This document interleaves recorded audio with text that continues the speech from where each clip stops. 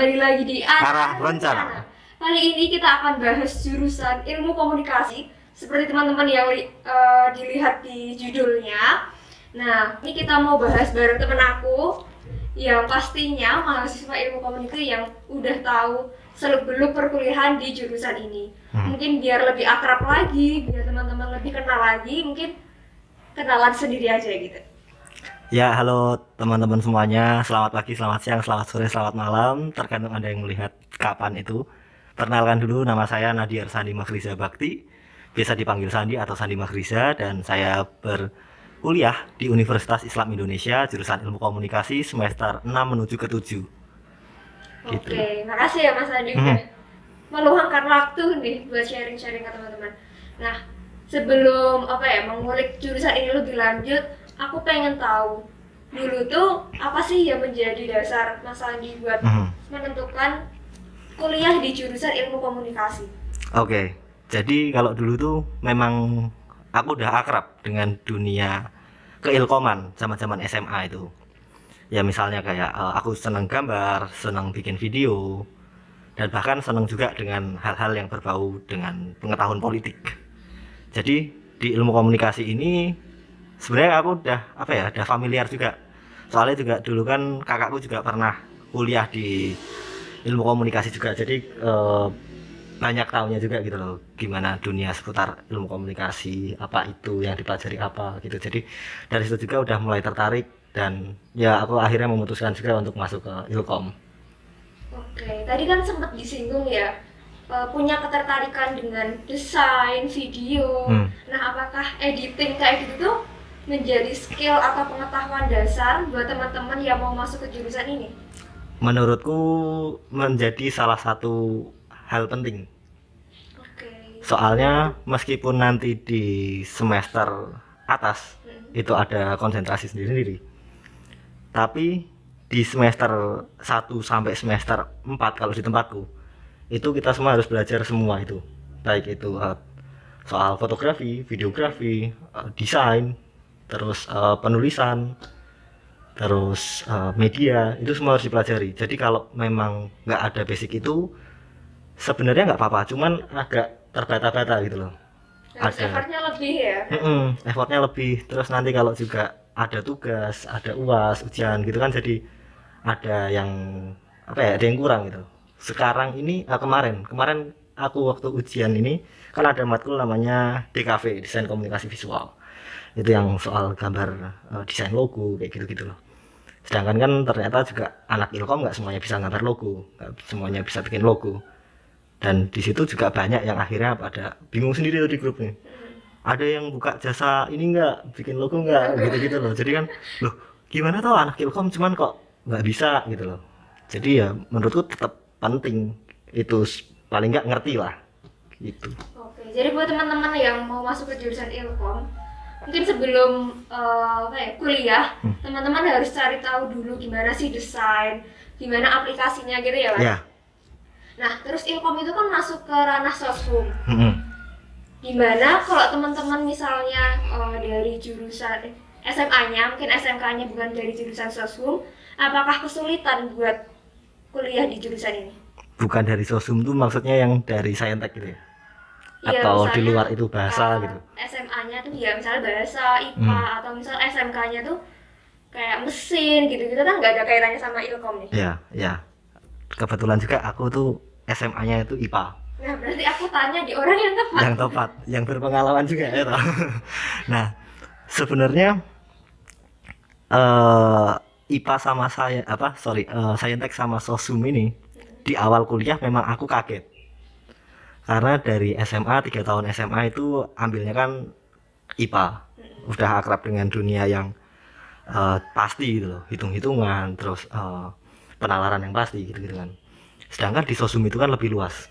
Kita ngobrol gini pun jadi ilmu interaksi antar manusia gitu kan. Terus sempat kaget, loh iya memang itu namanya interaksi antar manusia, dan aku sebagai orang IPA pun bisa tahu gitu loh. Kadang-kadang juga kayak mikir, apa sih gitu loh.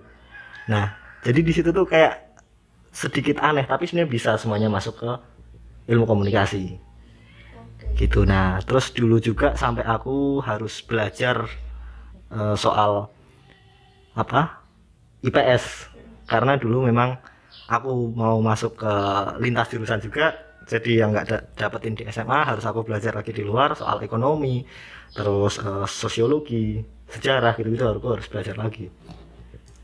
Nah, kalau misalnya mau masuk ke jurusan ini, dia bukan jurusan SMA-nya bukan IPS misalnya. Nah, sebelum mulai kuliah nih, apakah mereka tuh harus belajar dulu misalnya sosiologi, kayak psikologinya, harus dicicil dulu nggak sih? Sebenarnya kalau mau mencicil itu dulu lebih bagus. Oke. Jadi nanti obrolan di kelas bisa lebih nyambung. Jadi kayak dasarnya udah ada gitu ya? Paling nggak ngerti dulu lah nanti mau obrolinnya soal apa. Jadi kan, oh arahnya yang ini toh, oh kayak gini toh. Jadi mungkin kayak jadi afirmasi pengetahuan gitu loh. Aku kemarin baca kayak gini, terus ternyata dosen juga bilang gini, oh maksudnya tuh ini toh, gadok toh gitu loh. Tapi kalau nggak belajar pun sebenarnya juga nggak apa-apa, karena nanti tetap dipelajari bareng di semester awal itu kan semuanya berkaitan dengan hal-hal yang mendasar, dasar-dasar politik, dasar-dasar ilmu komunikasi, dasar sosial budaya kayak gitu. Oke, nah terus aku penasaran sama peralatan sama software yang dipakai. Tadi kan sempat dibilang ya kalau butuh editing kayak desain, video, dan itu kan butuh aplikasi yang kayaknya berat nggak sih sebenarnya, dan butuh laptop yang speknya tuh kayak gimana gitu? Ya, kalau untuk aplikasi memang sebenarnya relatif, maksudnya adalah cocok-cocokan. Ada ya, kalau yang di sebenarnya kan karena lebih sering gambar ya, jadi mungkin aku ngobrolnya soal aplikasi yang dipakai gambar. Ada Corel Draw, ada Adobe Illustrator, terus ada apa sih namanya, pokoknya aplikasi kayak gitu. Dan ini sebenarnya kalau kalau untuk gambar sendiri nggak perlu laptop yang speknya besar sebetulnya. Cukup yang penting software ini masuk bisa. Tapi beda cerita kalau untuk yang di editing, karena editing memang prosesnya harus ekstra gitu. Dan apa ya, ya yang penting kalau anak ilkom minimal punya laptop itu, karena memang harus ada penulisan juga, bikin apa, berita, bikin press release kayak gitu. Jadi ilkom itu bukan cuma sekedar ngomong. Oh ya bener-bener, nggak cuma komunikasi verbal gitu kan ya? Ya, jadi lewat komunikasi visual, komunikasi tulisan, gitu. Oke, nah buat teman-teman yang pengen tahu kayak sebenarnya apa aja sih yang dipelajari kayak gitu, mungkin bisa tolong dijelasin, bisa tolong diceritakan kali. Apa aja sih yang dipelajari setiap semesternya, terus mungkin dinamikanya juga deh. Oke, kalau yang di semester 1 di tempatku memang itu tadi ya, mempelajari soal dasar-dasar, baik itu logika, dasar-dasar politik, dasar-dasar teori komunikasi, pokoknya yang dasar-dasar.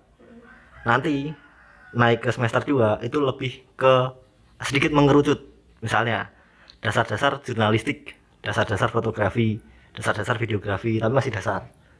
Semester 3 udah mulai masuk ke statistika, mengarah ke untuk skripsi. Terus nanti ada metode penelitian kuali, itu nanti dipelajari lagi ke atasnya. Nanti semester 4 itu udah semakin spesifik lagi, balik lagi ke pengetahuan, video, foto, desain, penulisan, politik, dan humas, hubungan masyarakat. Terus nanti di semester 5 itu baru mulai penjurusan masing-masing. Kayak konsentrasi gitu ya? Ya, konsentrasi. Nah, di tempatku itu konsentrasinya ada PR, public relation, kemudian ada jurnalistik, ada kreatif media, terus ada apa namanya, penelitian di kajian media itu. Nah, aku ngambilnya di PR. Nah itu masing-masing nggak apa aja sih mas? Masing-masing. Kalau di PR itu sebenarnya lebih membahas soal bagaimana peran seseorang mencitrakan sebuah perusahaan, baik itu perusahaan sendiri ataupun perusahaan swasta atau milik orang lain. Jadi kalau mungkin tahu ada kasus Lion Air jatuh, pesawat jatuh gitu, atau ada kendala-kendala apa, nanti yang bicara di depan media itu yang disebut dengan PR. Oh iya. Jadi dia mempresentasikan, jadi perusahaannya tuh ada trouble seperti ini, menjelaskan gini. dan PR ini juga biasanya bertanggung jawab dengan perusahaan itu. Misalnya ada produk baru, dia nanti launching, menyampaikan keunggulannya apa. Pokoknya jadi ujung tombak dari perusahaan lah PR itu. Oke. Nah, terus kalau di media, dia nanti lebih konsen ke bikin konten-konten.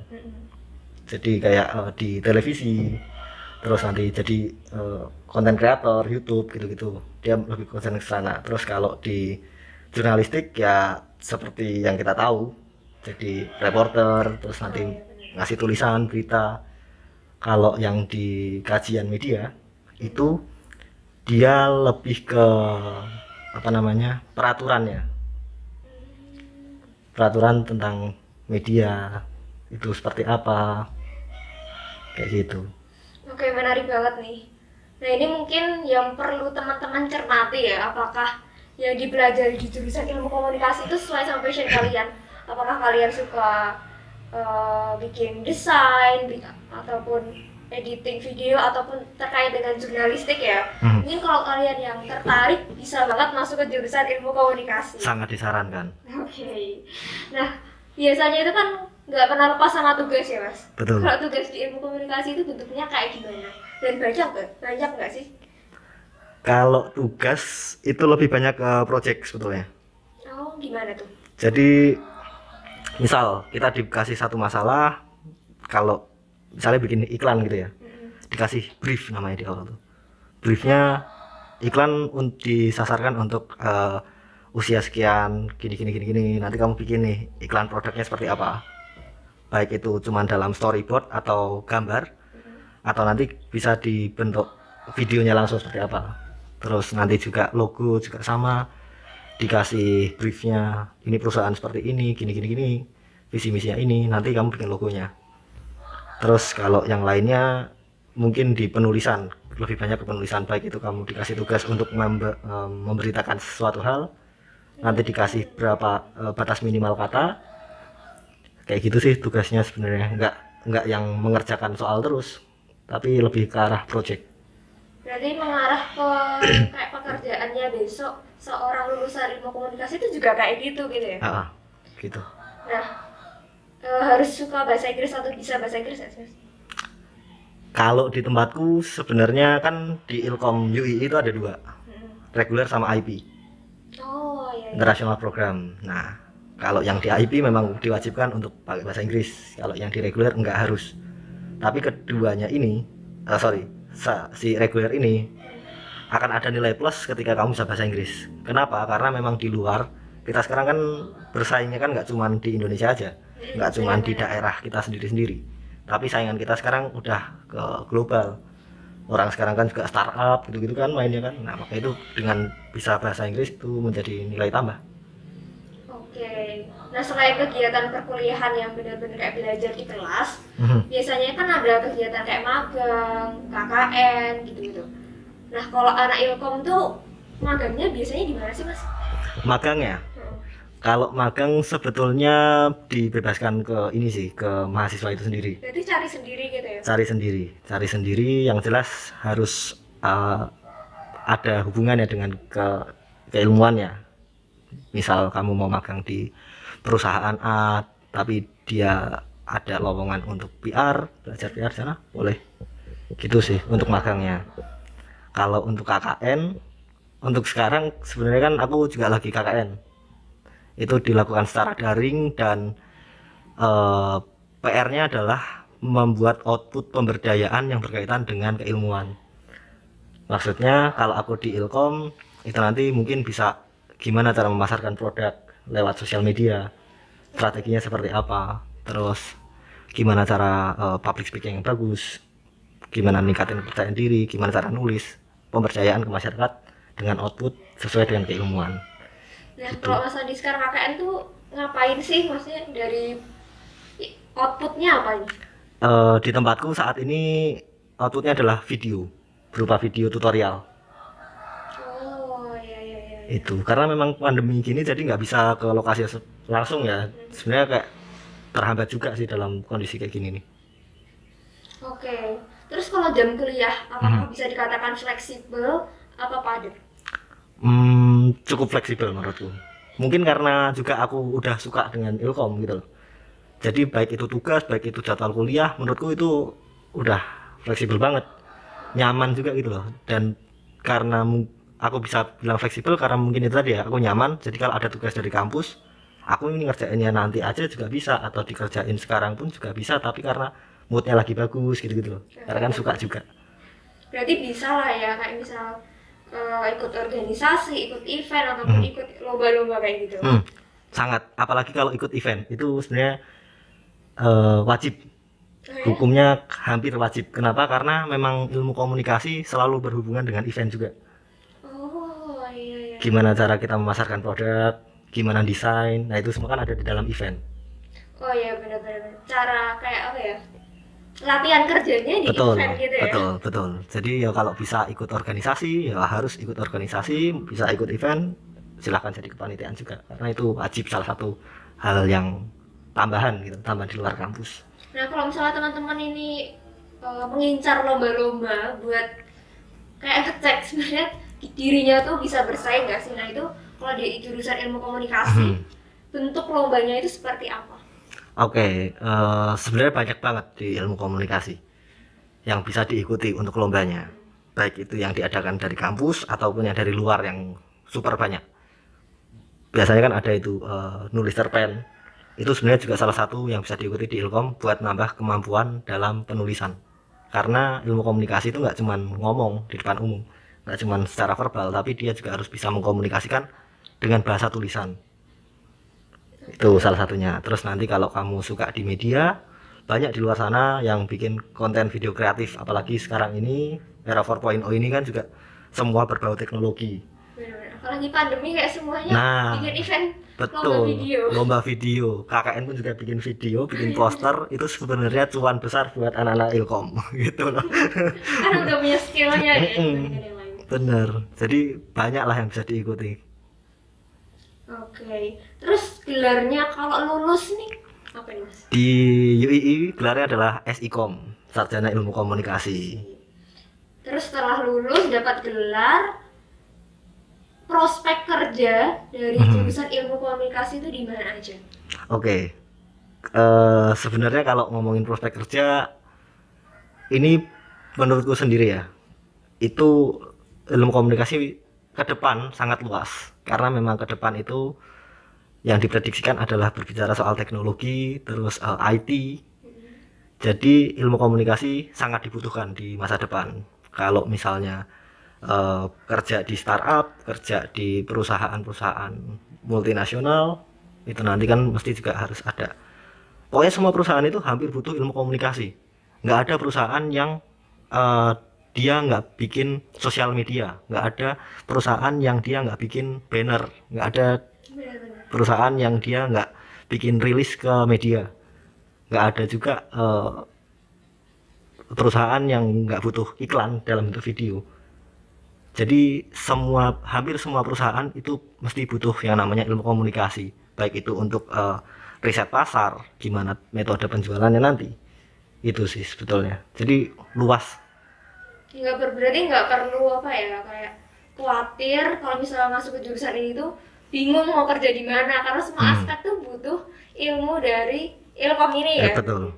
Tapi juga gini, kadang-kadang kan banyak yang menganggap ilkom itu cuman sekedar kuliah pulang dan ya karena aku nggak keterima di lainnya, akhirnya aku pilih ke ilkom. Nah itu menurutku sudut pandang yang salah. Kalau kamu nggak mau kuliah, mending nggak usah masuk ilkom, mending gitu.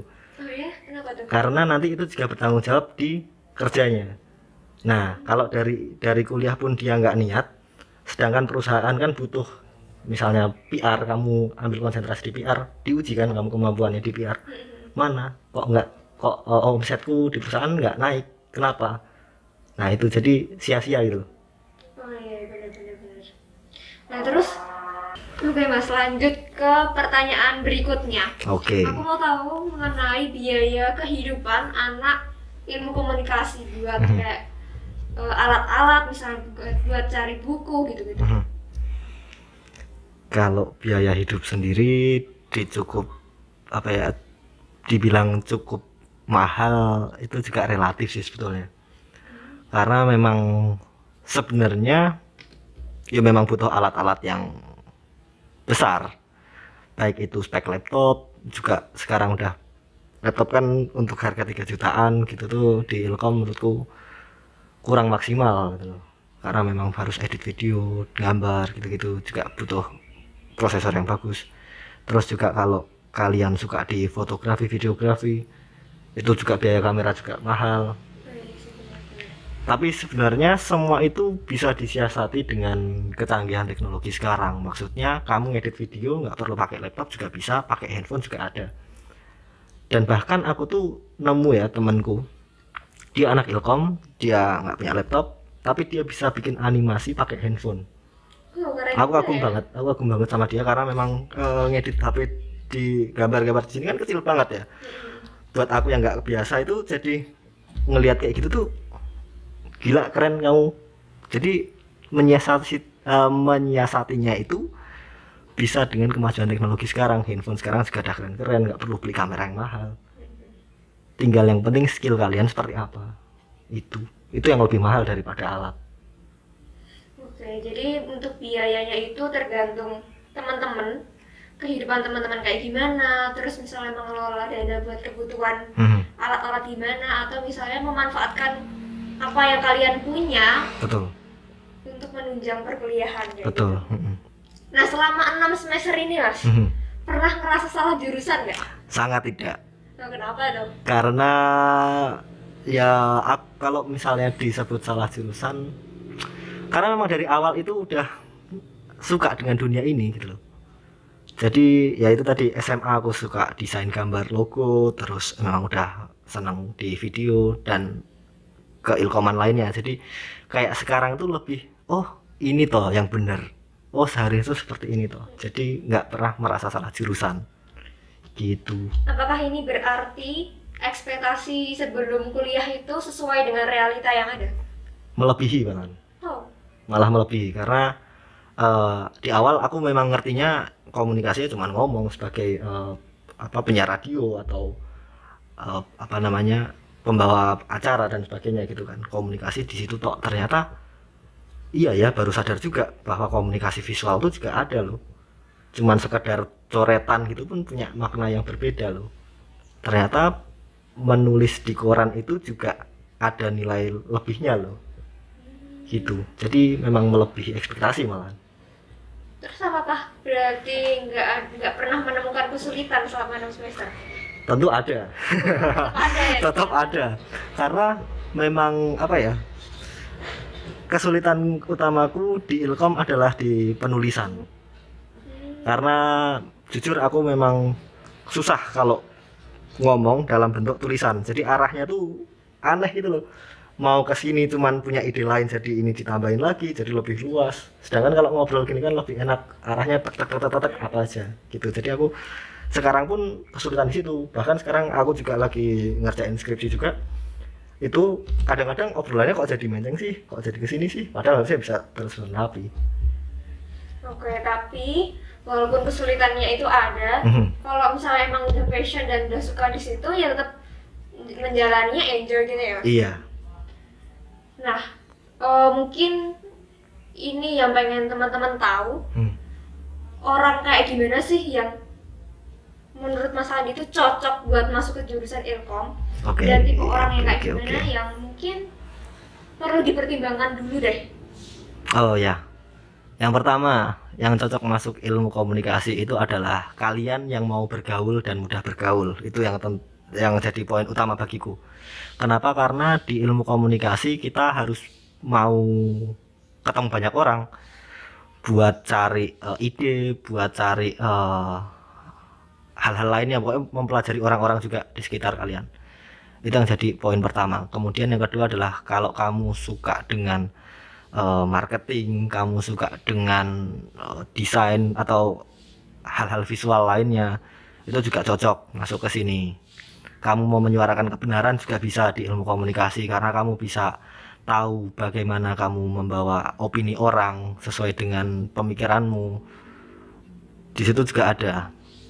Dan yang harus dihindari buat kamu yang masuk Ilkom, kalau kamu nggak tertarik dengan dunia visual art gitu, atau kamu juga suka dengan hitung-hitungan, mending nggak usah masuk ke Ilkom, soalnya malah membebani. Ya meskipun di luar itu masih dilihat Ilkom cuman sekedar kuliah pulang gitu, cuman ternyata lebih dari itu sebetulnya. Nah, kalau misalnya ada teman-teman yang ngerasa aku tuh introvert, Aha, oke. apakah bisa masuk ke jurusan ini dari survive? Hmm, tergantung sih sebetulnya. Tapi kalau ya tergantung maksudku gimana kamu mau mengubah pola pikirmu itu, mindsetmu itu. Kalau kamu memang udah terperangkap di mindset aku itu introvert dan nggak bisa bersosial, ya sebagaimanapun kamu berusaha tetap nggak bisa. Tapi kalau kamu tahu kalau kamu introvert dan kamu mengubah pola pikirmu bahwa eh, tapi aku bisa kok bertemu sama orang lain, ngobrol, eh, terus sharing sama orang lain, tapi tetap aku membatasi aku sendiri, tetap bisa aja. Karena ya itu tadi, ilkom itu harus ketemu sama orang banyak. Oke, nah ini pertanyaan terakhir buat menutup share sesi ngobrol-ngobrol kita. Oke. Pesan yang ingin Mas Adi sampaikan buat teman-teman yang mau masuk ke jurusan Ilkom atau buat teman-teman yang masih bingung mau masuk ke jurusan apa nih? Oh ya, jadi lebih universal aja ya. Pesan saya adalah temukan dulu passionmu, temukan dulu kesukaanmu, hindari kesulitanmu, baru tentukan jurusanmu. Jangan sampai kamu masuk karena kamu asal-asalan masuk, atau kamu nggak tahu apa itu yang dipelajari di kedepannya, karena eman-eman. Kenapa eman-eman? Ketika kamu masuk ke satu jurusan dan akhirnya kamu merasa nggak cocok dengan jurusan itu, di tengah jalan kamu pilih pindah ke jurusan lain, kamu bagiku udah apa ya, sia-sia itu loh, karena sebenarnya ada rezeki orang yang kamu ambil juga di situ. Harusnya kemarin kamu kalau nggak cocok di sini, ya mending nggak usah daftar situ, biar orang lain yang berhak aja belajar di situ. Itu sih. Oke, makasih banget Mas Adi udah mau berbagi informasi mengenai jurusan ilmu komunikasi ke teman-teman. Ya. Nah, buat kalian yang masih kepo sama jurusan ini, boleh tulis di kolom komentar, atau misal kalian itu masih kepo sama jurusan lain, juga boleh tulis di kolom komentar. Jangan lupa like dan subscribe, dan sampai jumpa di video berikutnya. Dadah!